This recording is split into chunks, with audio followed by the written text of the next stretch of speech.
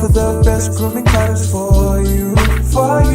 Dress all natural and handcrafted too. We wanna help be a swagger, style, class, and luxury. Makeup products made for you with high quality. Yeah. So get in style with the black of the black, yeah. Company, you swagger, style, class, and luxury. In luxury, yeah. Black, gentleman, black, yeah. Company, you swagger, style, class, and luxury. In luxury, yeah. Located at www.theblackgent.com.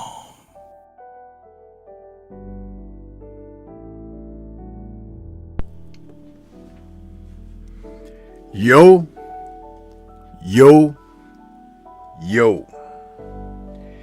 What's good? It's Stormybman, and I am back.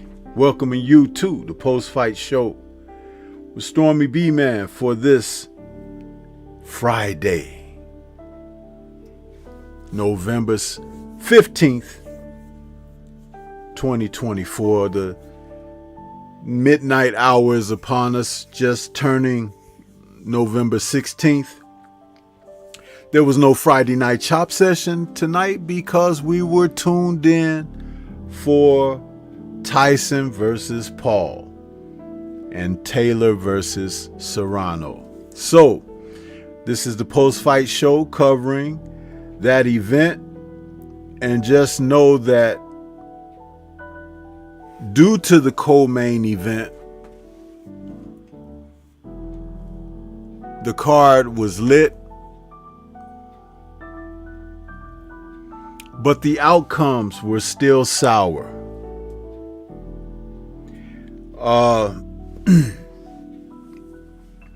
I'm not going to come out here tonight and be overly critical, but I am going to be very realistic about what we're seeing in the sport of boxing. Because this card, though it was very successful, though there were many eyes upon this event, you could tell that the Netflix audience were dealing with the reality of system overload, because there was buffering through the broadcast. Some people were even being bumped off of the site and stuff. It was kind of weird, but they probably have never had so many people tuned in at one time. And it speaks volumes about the way that it was put together, that people wanted to see this event.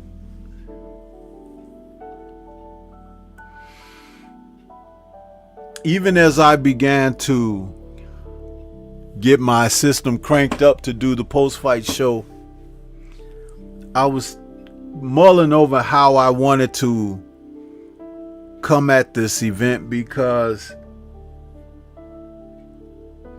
Mike Tyson being pulled into this situation, yes, he got paid for it.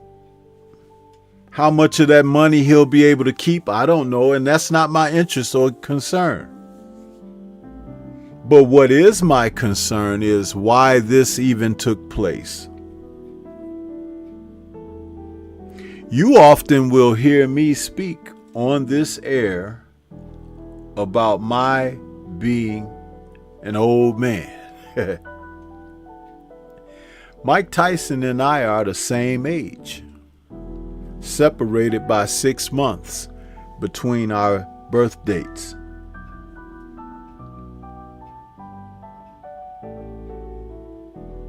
I don't look as old as Mike Tyson. I haven't lived the life he's lived.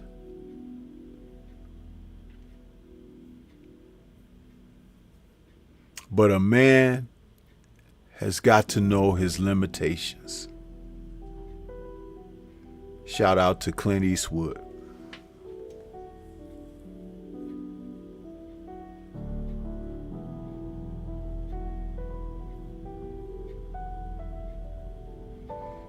I had a feeling that we would see what was. And I'm not here to dig graves or to pull anyone down. The one thing that I did mockingly remark was, when the bout ended, I said, now Tyson knows how Larry Holmes felt.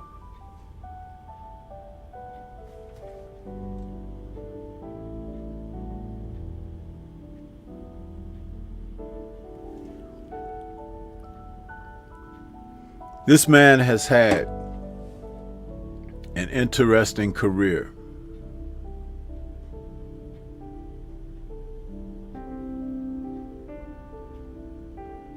However,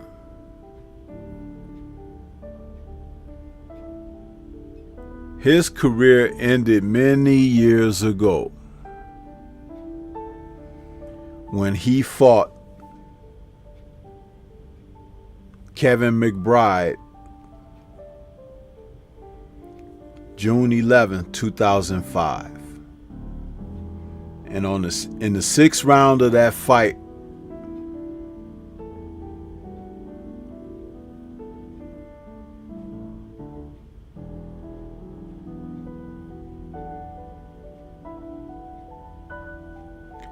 Tyson sat on that ring apron, and he sat there, and it was like he could see that his career was going away.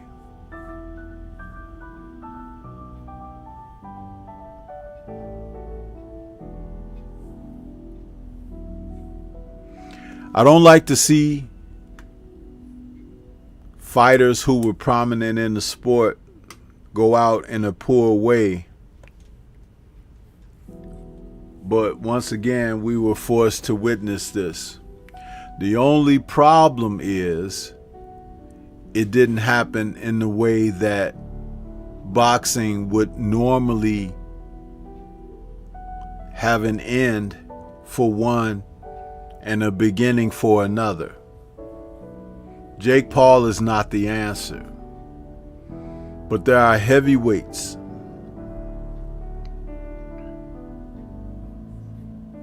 young enough, prime enough for the baton of popularity, the baton of being adept, the baton of carrying the sport could be passed to.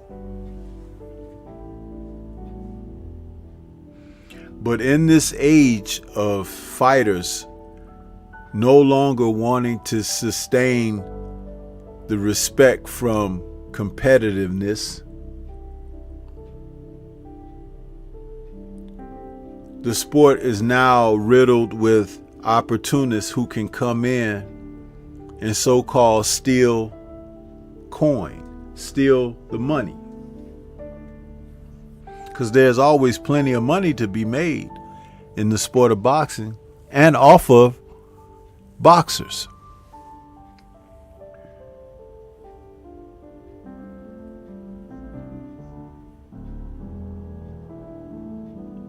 You can see the hypocrisy in just the example of what's happening out of the UK. Currently, you have a heavyweight champion in Daniel Dubois,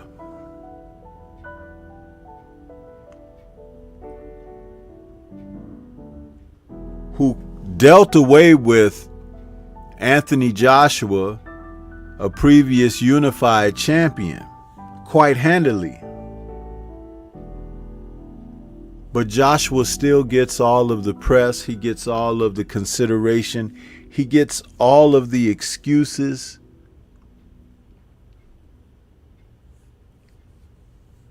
And there are some still who are saying that he can come back and defeat Dubois and things will be right and ripe as rain again. That's a jaded view. The reality is Daniel Dubois is now the man.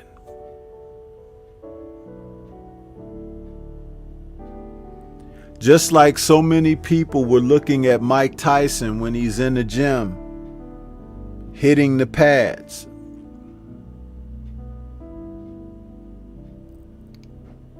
punching on a bag,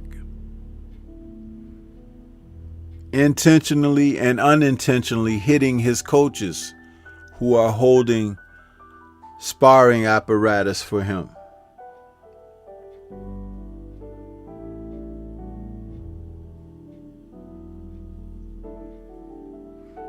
Oh, he looks great. He looks sharp. Based on what?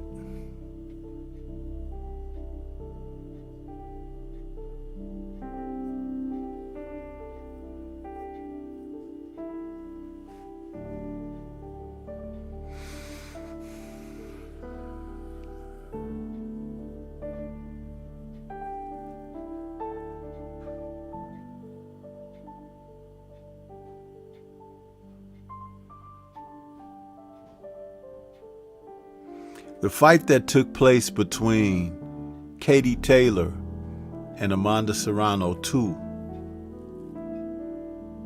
was a real blood and guts battle that once again saw the sport of boxing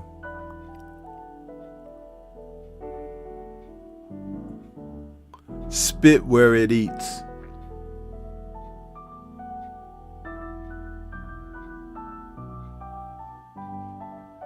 The first fight ended with a somewhat controversial decision.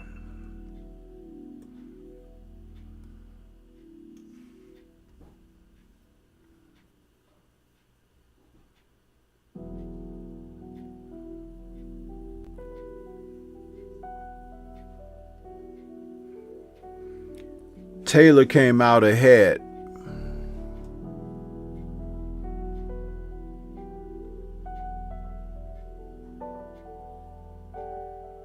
Split decision. Many people thought the decision should have gone to Amanda Serrano.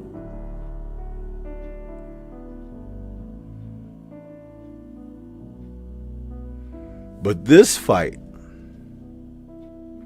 there was more intensity, and you could see that there were more bad intent on the behalf of Serrano to make up for what may have been vacant in the first fight or not enough.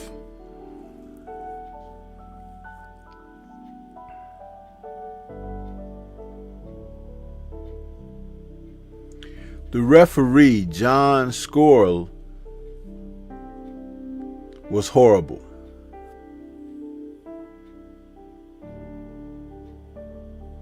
I've talked about Katie Taylor being a fighter from Ireland who is well trained in using her head in fights when there's difficulty.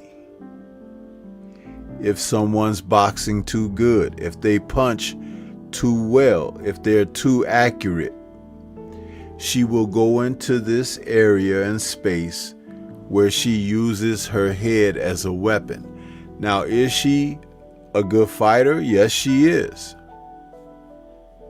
But she's equal parts good and dirty, because the usage of her headbutts and intentional clashes, it's a taught science in the gym. There was another fighter who retired earlier this year that was very adept at that, and that was Josh Warrington, and I talked about him in the past.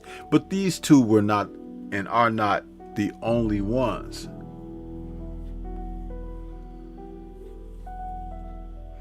They know how to utilize their head in such a manner that sometimes it's concussive.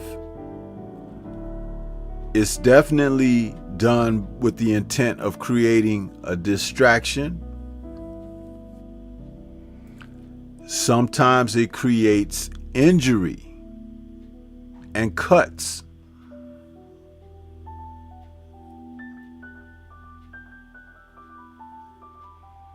It's every bit as lethal as a punch to the chin.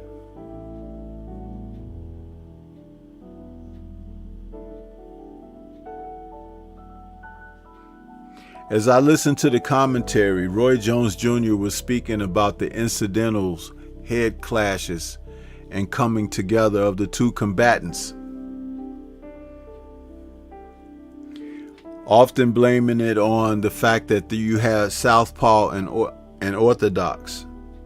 But I beg to differ that I feel like Roy was off. Someone should sit him down and show him past bouts of Katie Taylor. You will find that she has done this, especially against fighters that have given her difficulty. The latest being Chantel Cameron, who defeated her 3 fights ago. And in their rematch 2 fights ago, Katie attacked that woman so much with her head that she suffered cuts on the forehead and her nose, and her skull looked purplish and discolored by the end of the fight.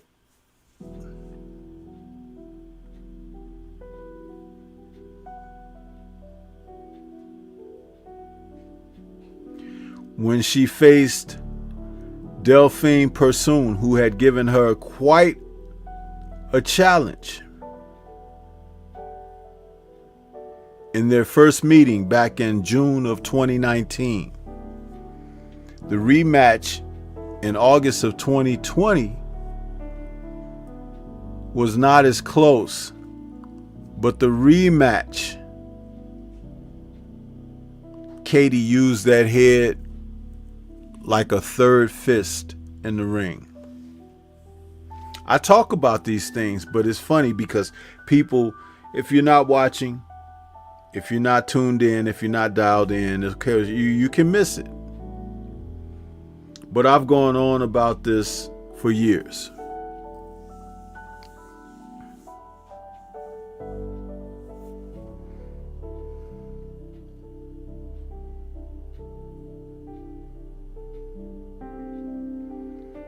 That's 2 robberies against Serrano. And I say robberies because the dirty play that was allowed to be a part of her performance takes away from the efforts that Serrano was putting forth.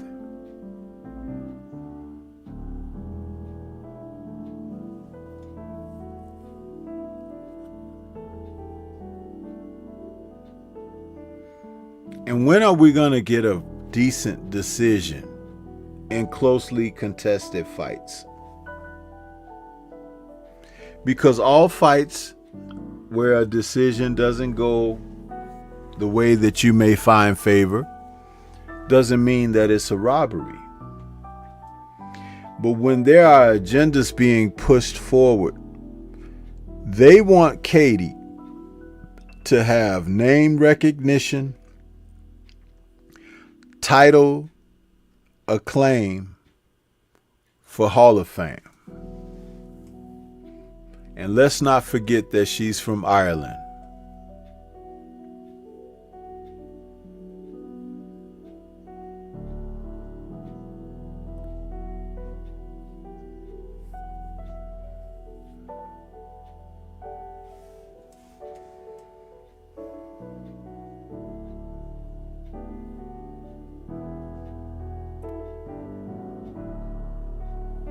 I didn't enjoy this. Sometimes, the fights can get good and you'll get into it and you can kind of put something on the back burner.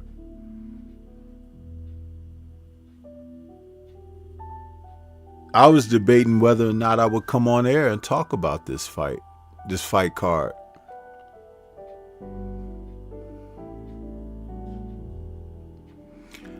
Mike Tyson was no longer Mike Tyson. He wasn't even a shell of himself on this evening. Did you guys count how many punches that he threw in each round? Not many at all. There's an old saying amongst boxing people that you could see the openings, but you can't pull the trigger. That's like your reflexes are gone. Mike looked like his legs were gone, stumbling on his way to the ring. Last time we saw that was when Anthony Joshua stumbled on his way to the ring against Daniel Dubois back in September. I keep telling you, the more that you watch boxing, the more that you can see things repeat.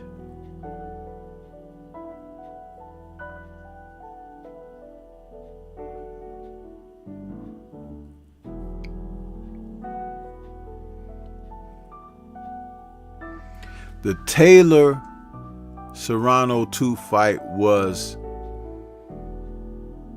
filled with action. There were often moments of them going toe to toe, not mindful of defense, but just trying to get at the opponent. Something that you yearn and crave for some of the young men fighters of boxing when they come together.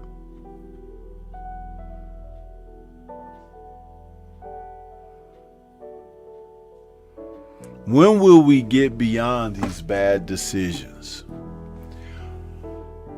Mario Barrios against Abel Ramos ended up being a fight that was scored a split decision draw, which saw Barrios retain his WBC welterweight title.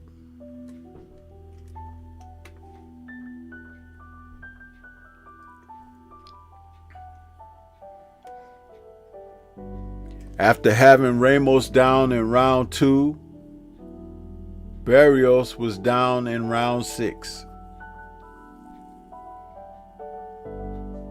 And there was a period of about 4 rounds that Ramos swept after putting Barrios down.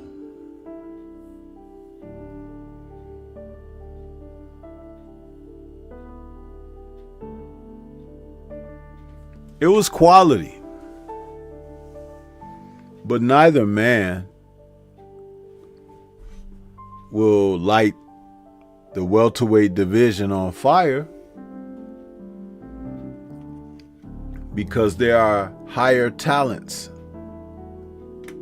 at the top of the division. But Barrios sure looked vulnerable on this night.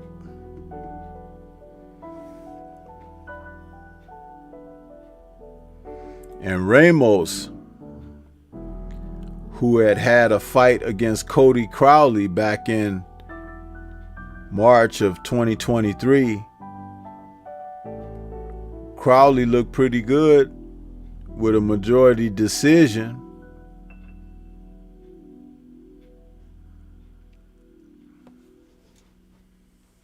You just have to figure out what it's going to be, man, with these fighters. You just have to figure it out.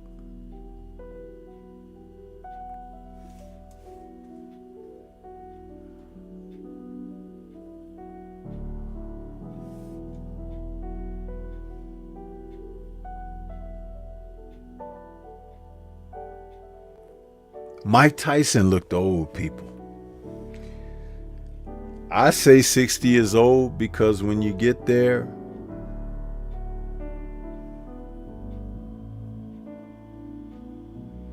that's a huge chunk of life. Not by biblical standards, but by modern day standards. It's a huge chunk of life.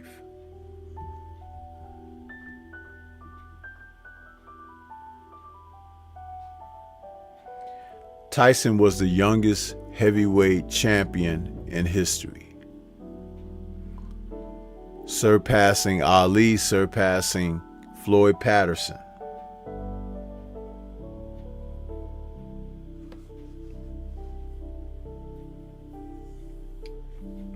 So to remember him as he once was and to see him tonight was something that I really didn't care to partake in. But I really did want to see the co-main event between the ladies. And every reason why I didn't want to see him in there tonight showed up in the actions of what transpired. I didn't want to see that.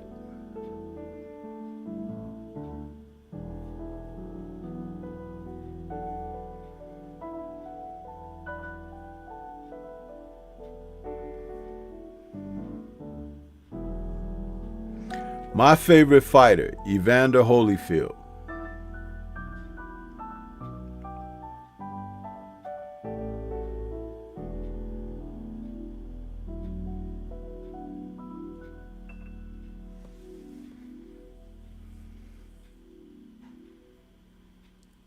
He had an exhibition that he came out and he was stopped. They told me about it. I heard about it. I never watched it. Still haven't seen it because I didn't want to see that.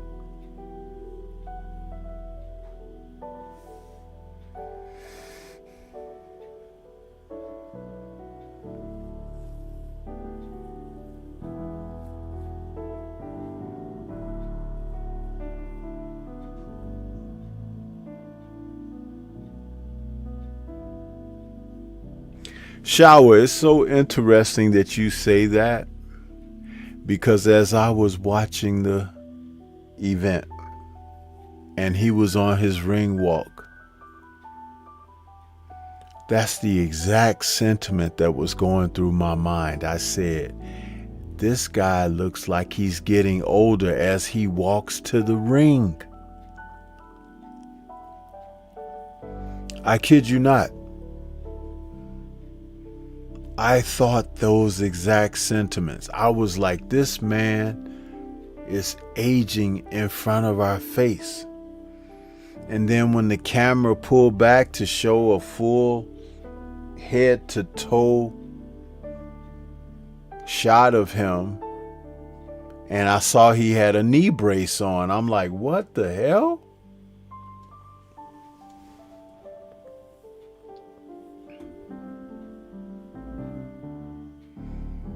Then they interviewed him in the locker room, the dressing room.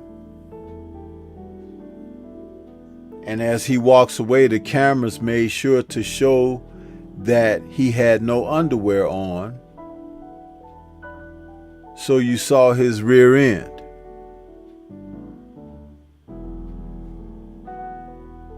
And I said, why should we be shocked at all when he has shown us his ass the entire time?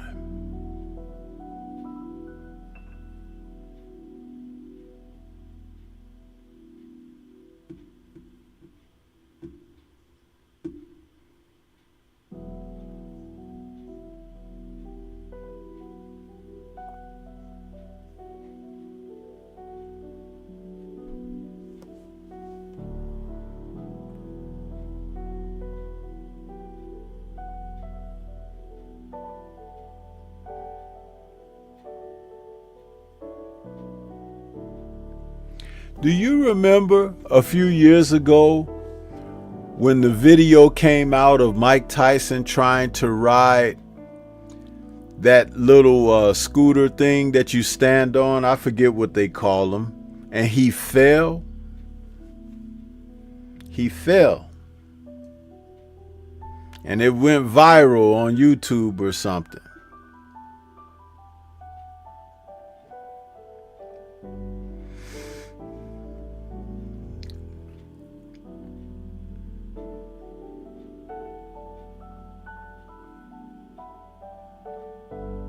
Do you know he injured himself when he fell there? And he had to, the hoverboard, Michael Ray, when he had to go to the hospital for that.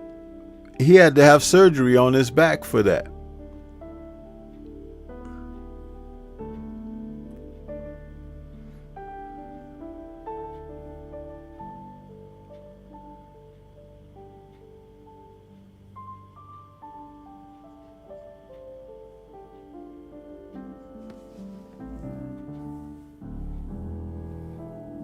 That's why I mention it, because the man has had back surgery. He's 60 years old. What is he doing in a boxing ring?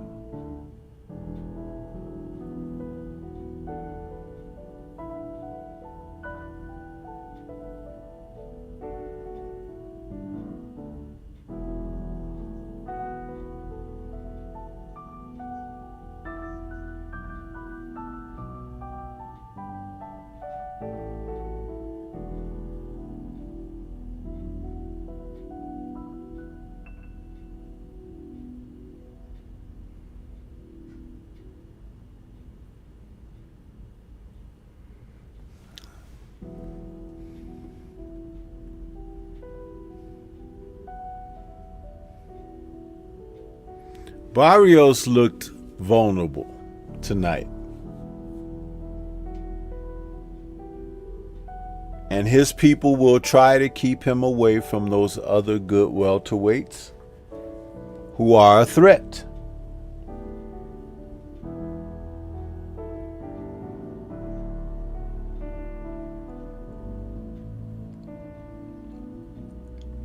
And he couldn't get out of the way of Ramos's punches. And Ramos's trainers could not coerce him to throw uppercuts. I just shake my head at all of this stuff. It's like it's really disheartening when you can't see the best out of what could be, because people are coming along with a half full box of tools. You know, it's like having a school bag.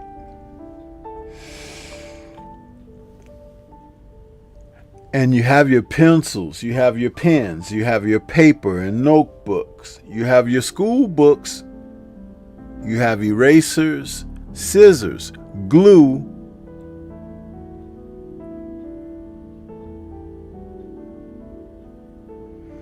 and maybe a few other odds and ends in your school bag.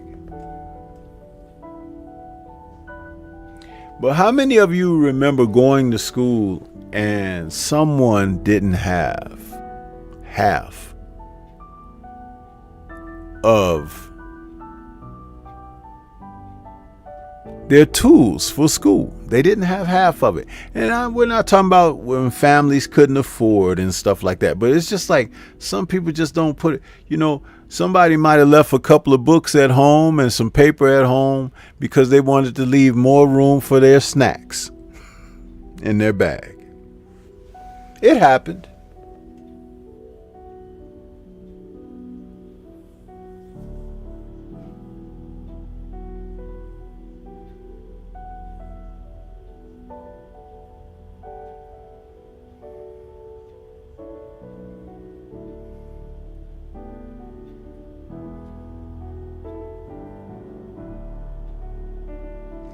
Being prepared is important.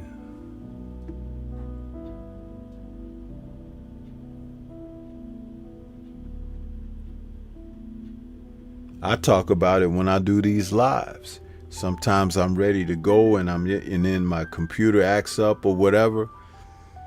But I'm always ready when the lights go on.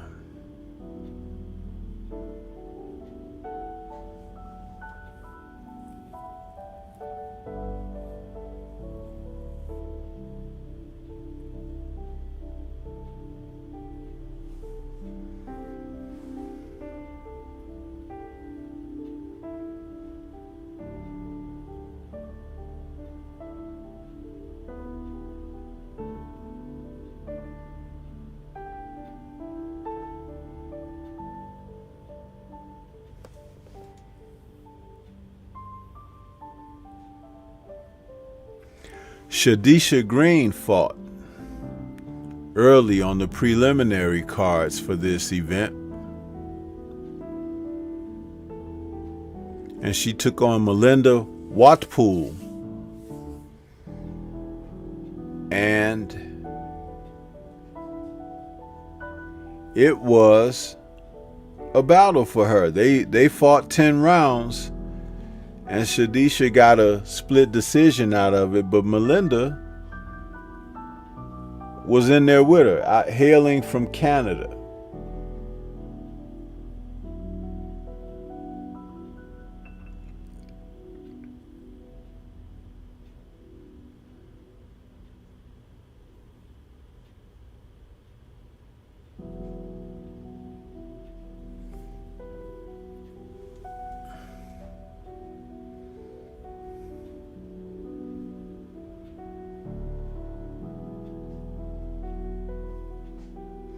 This was for the WBO super middleweight title.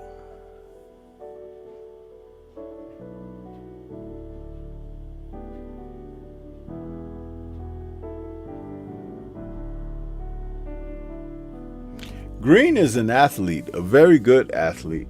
I understand she played college basketball. And she boxes fairly well. But she has a tremendously annoying habit of dropping that left hand, being an orthodox fighter.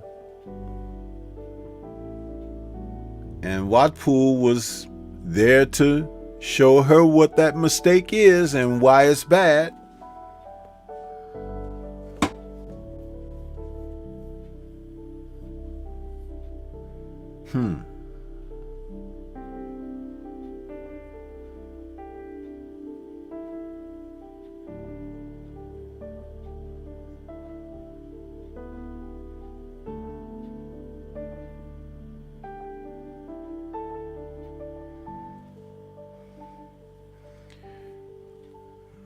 Shushu was back tonight as well, taking on Dana Coolwell.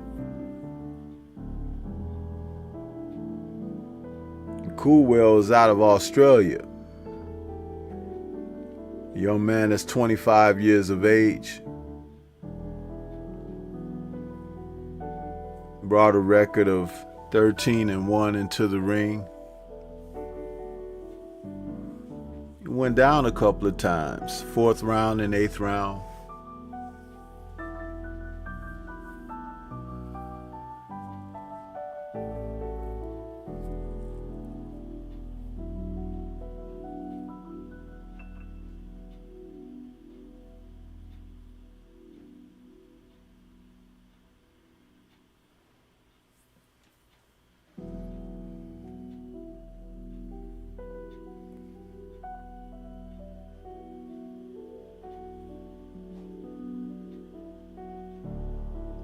Thank goodness for Turkey Al Sheikh, huh? Without his presence and his contributions, imagine the state we would be in.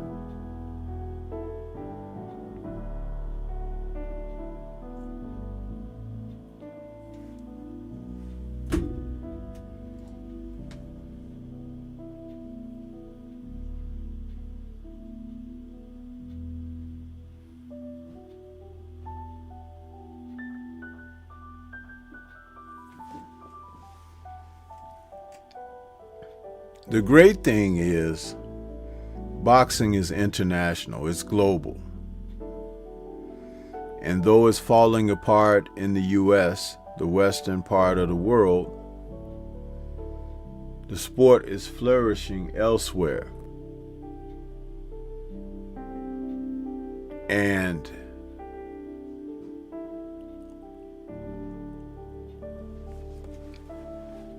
American fighters and trainers are going to have to get back on the saddle and buckle down on their work, because we've fallen behind.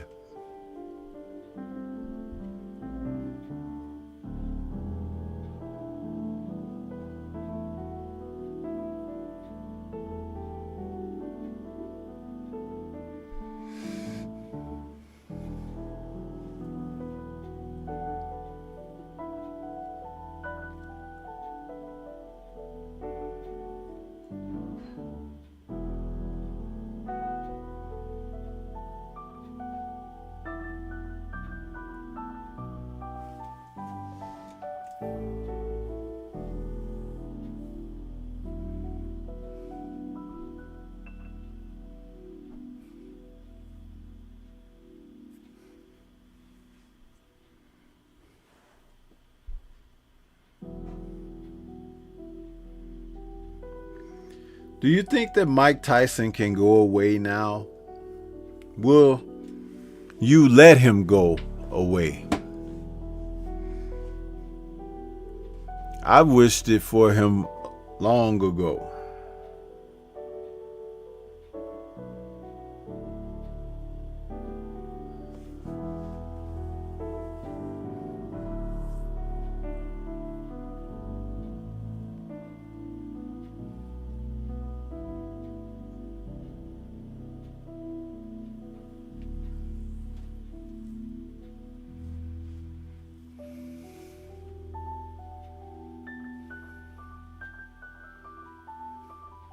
There's certain aspects about boxing that are hard to accept.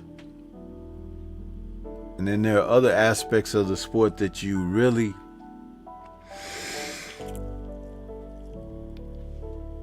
feel motivated to change. And it's like, it's an arduous process, man. It's really difficult.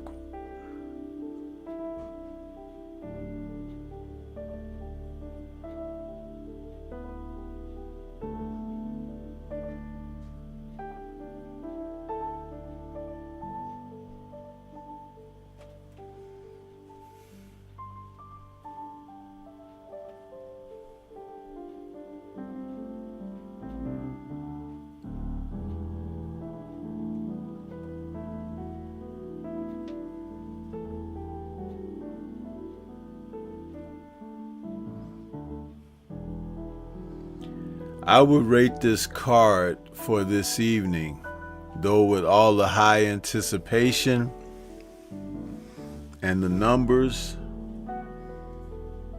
that it did as far as people laying eyes on the events leading up to this night, a C. It could have been a lot better, starting with proper decisions for the burials as well as Taylor fight.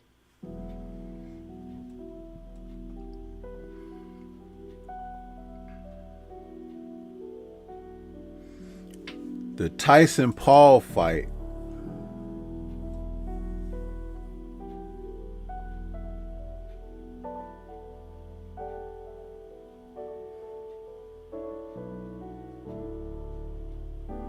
very bad.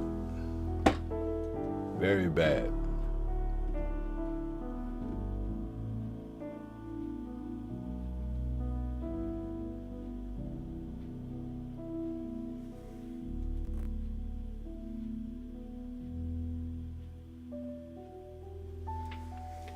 I'm going to get on out of here.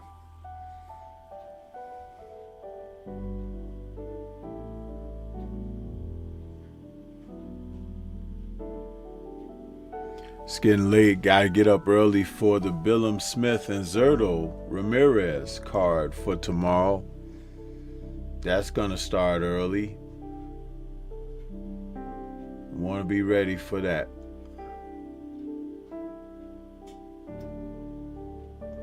But I thank Netflix for allowing us to be able to enjoy a live boxing event.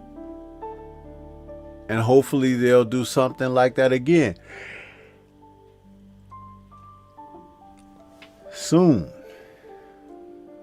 Yeah, hopefully they'll do something like that again soon.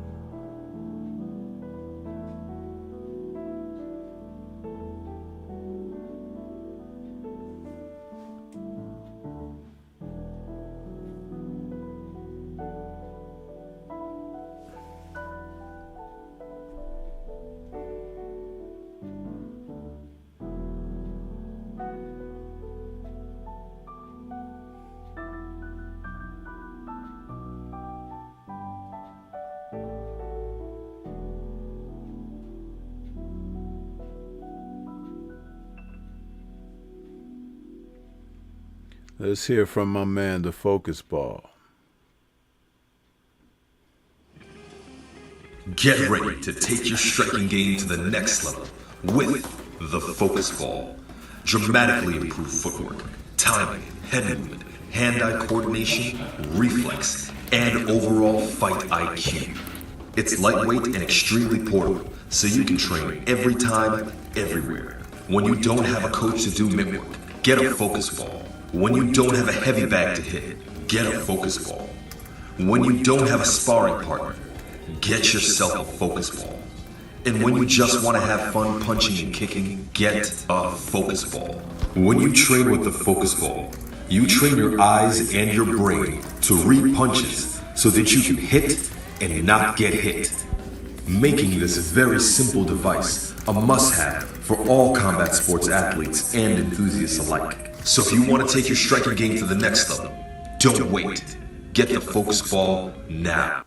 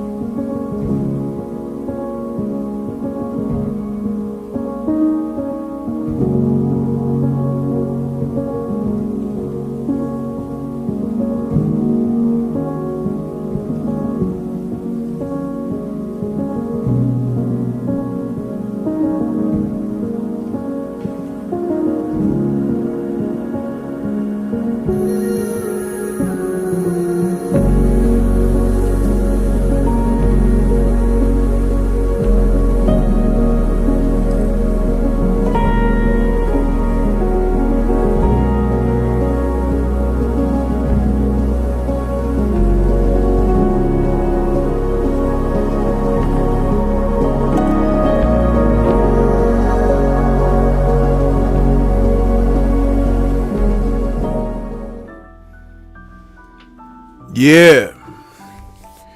So, we're coming to the end of the post-fight show for Tyson versus Paul, Taylor versus Serrano. I hope that you all got as much out of it as you could for this evening's event. But this card that's coming tomorrow, Zerto versus Billum Smith. There's a couple of fights on that card that are worth the while to tune in. So with my endorsement, I'm advising that you check it out for your boxing pleasure and entertainment. I want to say shout out to the mighty LDBC. We're going to get on up out of here. Hope that everyone enjoys the rest of their weekend. Peace to everybody. Thank you for tuning in.